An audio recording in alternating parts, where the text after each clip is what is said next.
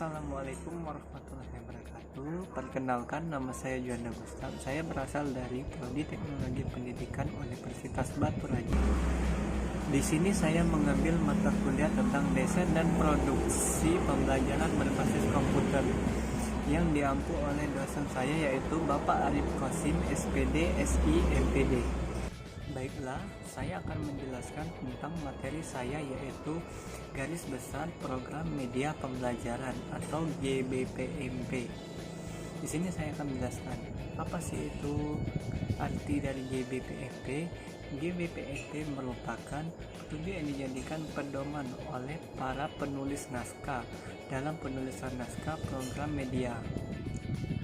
Acuan utama dari GBPM itu adalah untuk menganalisis suatu kebutuhan, tujuan, dan materi. Sedangkan dalam penyusunan GBPM itu kita perlu menelaah kembali topik yang akan dibuat programnya, karena tidak semua topik yang ada di dalam GBPP cocok untuk dibuat untuk media tertentu, misalnya pada video dan audio.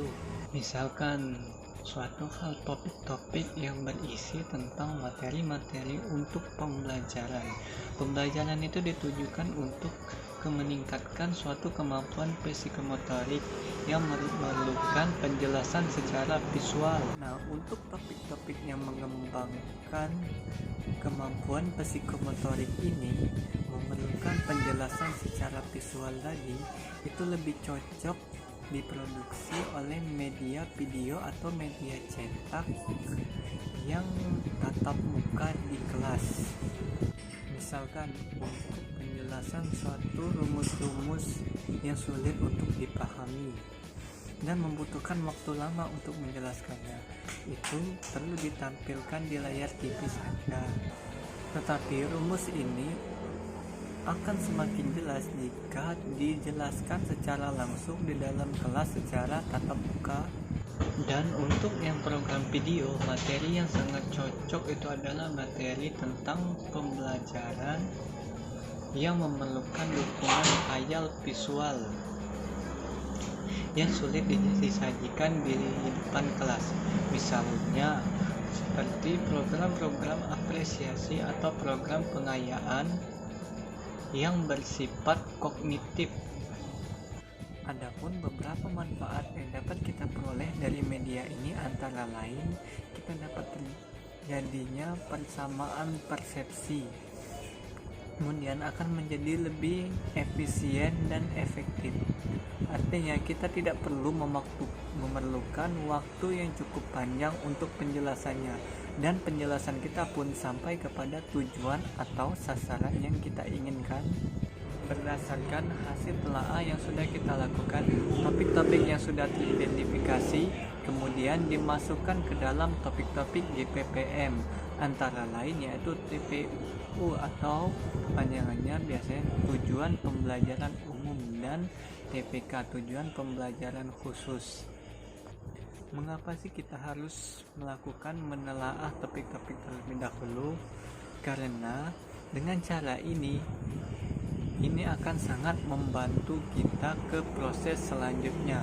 Misalkan dalam hal komplikasi produksinya, apakah program yang dimaksud memerlukan bantuan dokumentasi?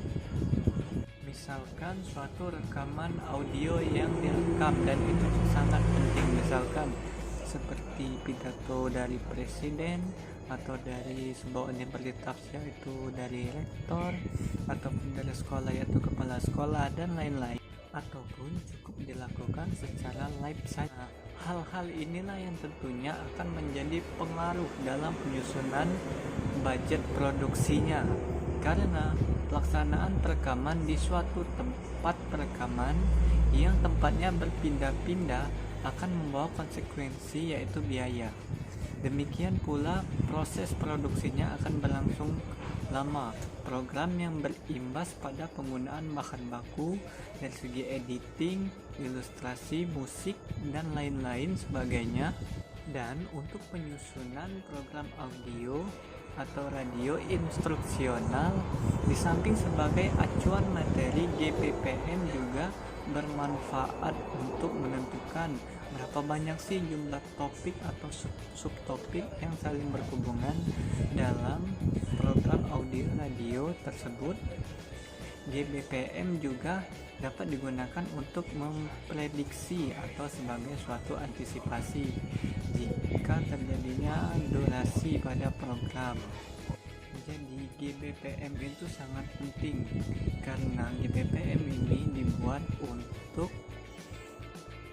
menganalisis suatu kebutuhan mulai dari tujuan, dari materi untuk program yang akan kita buat. Dan satu hal lagi yang penting yaitu dalam penyusunan GBPM kita harus menelaah terlebih dahulu topik yang akan kita buat, karena itu yang akan menentukan apakah berlangsungnya dengan baik suatu program yang kita buat atau tidak. Mungkin itu saja materi yang dapat saya sampaikan tentang GBPM atau garis besar program media. Jika masih ada yang kurang jelas, bisa teman-teman tanyakan langsung kepada saya. Saya akhiri, wabillahi taufiq wal hidayah. Wassalamualaikum warahmatullahi wabarakatuh.